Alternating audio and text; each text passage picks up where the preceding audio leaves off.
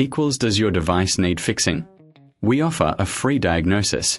We pick up and deliver right to your door, no calls or travel needed.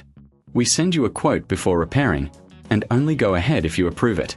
Easy, transparent, and professional. Link in description. To start, unplug your Dyson vacuum.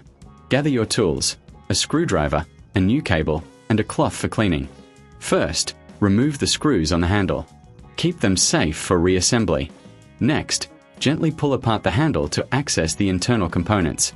Take a moment to clean any dust inside. A clean vacuum works better. Now, locate the old cable. Carefully disconnect it from the terminals. Remember, safety first. Connect the new cable, ensuring it's secure. Before closing the handle, do a quick visual check. Make sure everything looks good. Reattach the handle and screw it back in place.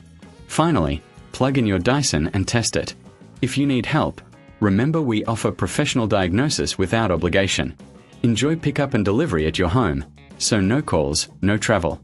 Get a quote before repair to know your costs upfront. Does your device need fixing?